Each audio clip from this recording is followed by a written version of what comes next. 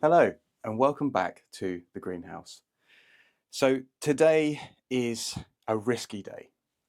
It is Monday 31st of March and I've been keeping an eye on the 10-day weather forecast, and over the last few days it's been really sunny. There's been some slightly cloudier days, but for the next couple of weeks for sure, well, I say for sure, we're talking about the weather here, so anything could change at any moment. But for the next 2 weeks on the weather forecast, it is showing lovely sunny weather, uh, evening lows of probably around 5 degrees Celsius, but the daytime temperatures 15, 16, 17, 18 plus degrees.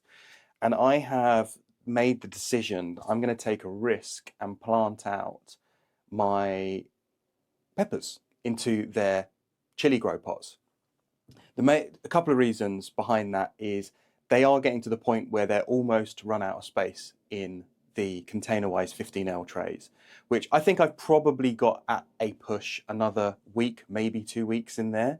But I think they're actually at a really happy stage now. And if I planted them on and the weather stays good, which is due to, all things align, I think that they'll have some really explosive, fantastic growth in the chili grows. So I'm taking a bit of a calculated risk, but I feel comfortable enough looking forward at what the weather's been like. And I am in a greenhouse as well. So again, those nighttime temperatures will be outside and not necessarily in the greenhouse. They'll be a little bit more insulated. So I'm quite happy with that small risk there. The other thing as well is I do have some backup in peppers too. So if worst case scenario, there is some damage or some unhappy plants in a couple of weeks time, I do have some backups that I'll keep in one of the trays on the heated propagator. That's just obviously keeping the roots a little bit warmer throughout the nights. I have a total of 5 different varieties. One variety in particular, which is the Trinidad Perfume, has really struggled to grow from the outset. I actually started another round of seeds indoors and kept them indoors in the indoor propagator. And it's obviously just the variety that they're just very slow growing. So at this stage, I probably won't plant those in the pots because they are much, much smaller. You can probably see from this here. So they are at the front, just here, and everything else is much, much happier, much, much stronger. So I think if anything, I'll keep those in the trays just now and give those an extra couple of weeks on the heat of the propagator base, because they might just be a bit small and delicate for the chili grow pots for now. One of the other reasons why I wanted to get these planted up as well, it's not just obviously because we've got this lovely weather and the peppers are growing so fast. I'm starting to very quickly run out of space in here, and there's obviously succession crops and other plants that I want to get planted as well. So I feel like I want to get the peppers planted and moved on, so then I can get the next batch of crops sown and get them growing in the space that I've got. So these down here are the chili grow planters that I've had in situ in the greenhouse for probably 2-3 weeks. I purposefully got them set up ready so I could kind of visualize the space in terms of where they were going to be, how I wanted it, but also I wanted to make sure that I could get the soil in the pots with the fertilizer to get things moving and to get the fertilizer, because it's a dry amendment, get that broken down. So when I plant, because they're dry amendment fertilizers, I wanted to make sure that things were live before planting the transplants into the pots so that more nutrients were bioavailable at the time of planting. Obviously, when I plant them in there, I'm going to give an extra little scoop just to give a bit of a boost. Nothing crazy, but just a little bit extra help to get things moving and to make sure there's plenty in there. The other thing to note about these chili grows as well is with the capillary matting that comes through the bottom, which obviously goes into the reservoir, I've made sure that this is dry to start off with. If you plant your young plants into these pots and all of the compost is very saturated, you are very likely to harm your plants. The reason is because obviously they hold a lot of moisture due to the wicking process of the capillary matting. Now, you might get lucky if the plants are particularly strong, and in my case, they are quite big and strong, but I don't feel comfortable with putting a smaller root ball in such a large pot which is full of moisture. The compost mix in here is a mixture of cocoa coir, perlite and homemade compost, so it's a nice light mix, but at the same time I don't want to unnecessarily stress them. And also in combination with the cooler nights, because there's likely to be a higher rate of water in there, chances are they could cool down much quicker. So they're not completely dry, they are nicely moist, enough to get the new root system established in there once they're planted. And what you do with this system is you water from the top to obviously help bed them in, but also to help push the roots down. And then after a couple of weeks, we'll keep the plants monitored and most likely pop the capillary matting into the bottom of the reservoir, and then they will be self-watered from that point on.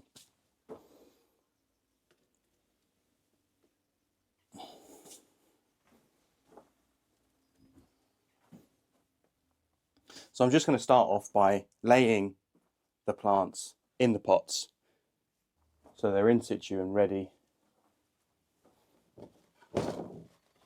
for me to pop them in.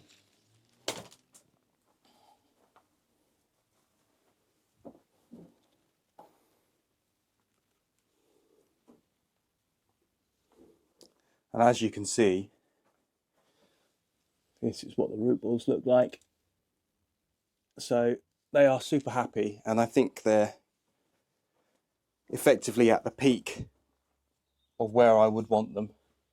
As I said before, I think probably got another week or two at an absolute push, but after that we're probably going on to the point of no return where we might start to see some negative growth. I'm going to start at this end, which is the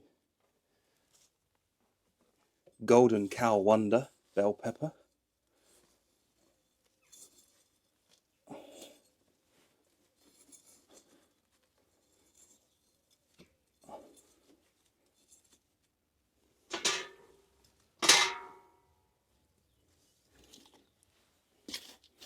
Got half a tablespoon of dry amendment mix. It's going in.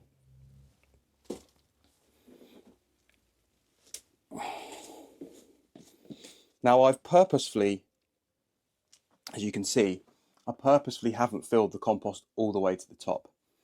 Now that was obviously because I knew I was going to be transplanting these plants in, and sometimes you just need a little bit extra room. But also, I will be top dressing with a dry amendment mix periodically. So it means that I've got plenty of room to add more nutrients as we go. With this chili grow system, obviously it's a self-watering system. You can add liquid fertilizer into the reservoir, which I will be doing in the form of different seaweed fertilizers. But I believe what it comes with is like a special chemical fertilizer, which I did use on the first year many years ago, and it was actually really good, but I moved away from chemical fertilizers. So seaweed is what will be going into the nutrient mix in the water reservoir, and a top dress of dry amendments in the soil. And I'm obviously just making sure to really firm down the plants when they go in, just to make sure they're nice and deep.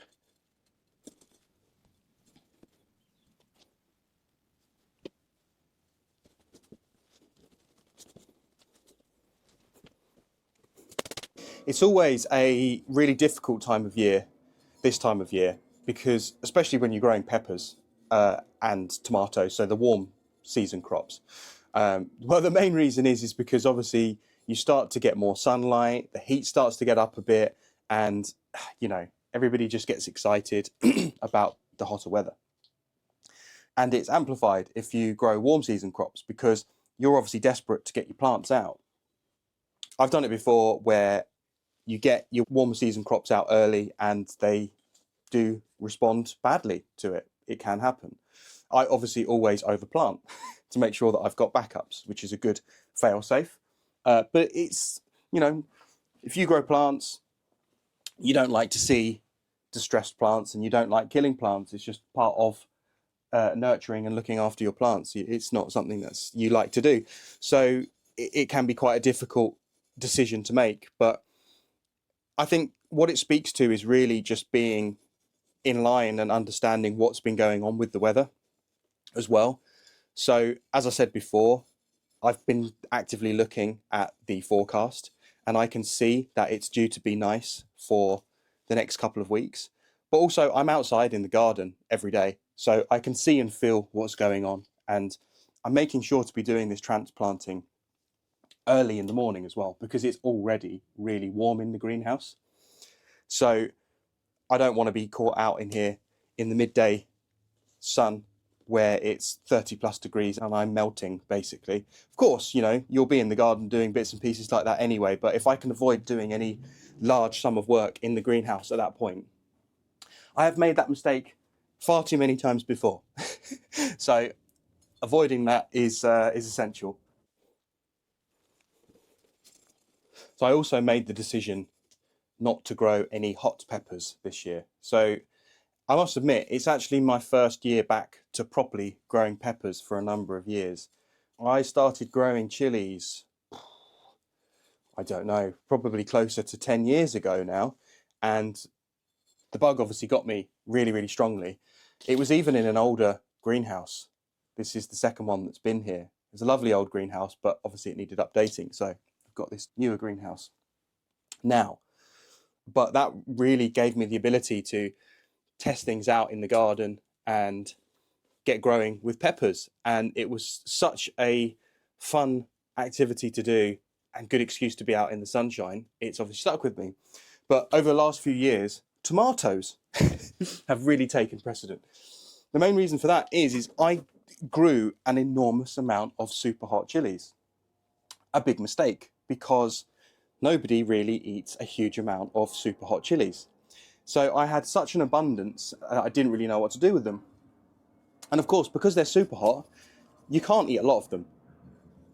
They're just painful. So I had really no way, I was giving them away to people, but I had really no way to use them properly. So I slowed down on growing them, and as I said, kind of moved away from them.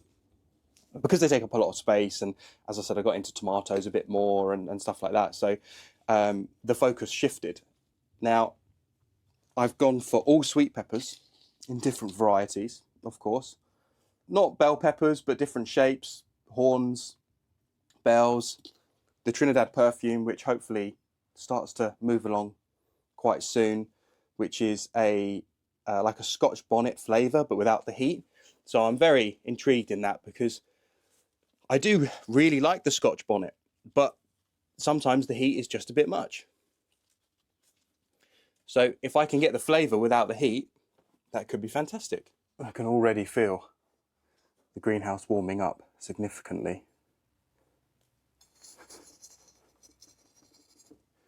So what you can probably see here, where I'm moving this compost around in this pot, you can see the capillary mat, which is fed up through the centre, so literally just here. And obviously that runs through the bottom of the pot and into the water reservoir. So that capillary mat you want to come all the way up to the top really, or at least the top 3/4, because that means that it's going to spread moisture right up to the top, so you don't have any dry spots in the pot. I like this system, not just because it works, but also because it's just so simple. It's not overcomplicated. I've used other systems like the auto pot, auto watering system, and it is really clever and it works really well, but it's over-engineered. I think a system like this, yes, okay, it doesn't have as large of a water reservoir as something like the auto pot does, but it's just so simple. I'm a very big proponent of simple is better. I love things that work really well and equally are extremely simple and uncomplicated. So this obviously ticks all of my boxes. When I first set this greenhouse up, it was actually based around filling it with chili grows. So I have loads of these, which is great. I bought them many years ago. And it's nice to be able to get them back out, actually, in the greenhouse. So that's great. So just here with the pepper seedlings I've just planted, I'm just giving a small amount of top watering for today, particularly because it's very sunny and very hot. But the compost is actually moist, good level of moisture. So I don't want to overdo it. I have a tendency for overwatering, like a lot of gardeners, because we overlove our plants. But I did want to just give them a little bit of a water with a seaweed and wood ash fertiliser to bed the roots in, but also to give them a bit of a kick and get started beautifully. Okay, so that is my first batch of chilies planted up. 9 plants in 3 chili grow planters, because there's 3 pots per planter. That's my first batch planted up. Obviously, I've still got quite a few more, so one of the trays is doubles and there is some extra peppers which are not ready to go out yet. So I'll be keeping an eye on how things go over the next couple of weeks as we get into the middle of April, and for my area here, the last frost date is sort of like the 3rd week of April, so coming towards the end of April.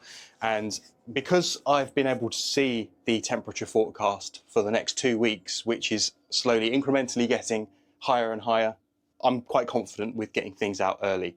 If I saw a lot of grey weather and cooler weather, then obviously I wouldn't be doing this. So I'm really trying to make the most of the large amounts of sunshine that we're going to be getting over the next couple of weeks. And again, this is just in the greenhouse. I'm not planting out anything outside because this greenhouse obviously acts as an insulator. It's 9:30 in the morning right now. Obviously I'm in the sun and it is boiling. The auto vents haven't opened up at the top yet, but I'm starting to sweat. I've already had to take my jumper off. So I'm very happy and confident with getting the peppers planted out in the greenhouse. My next job will be to get planting in these larger fabric pots that I have up against the side here for my tomatoes. Now, the variety that I've got is house tomatoes, which actually are quite happy at cooler conditions. So because, again, lack of space, I haven't planted those out yet, but I'll be looking to do those very, very soon. So for today, we've got those first batch of peppers planted. I hope you enjoyed seeing the process that I've got there. I hope you enjoyed seeing the chili grows getting used in action as well. If you've got any questions about the chili grows or the peppers that I'm planting, please consider leaving a like, dropping us a comment in the comment section, and I look forward to seeing you in the next video.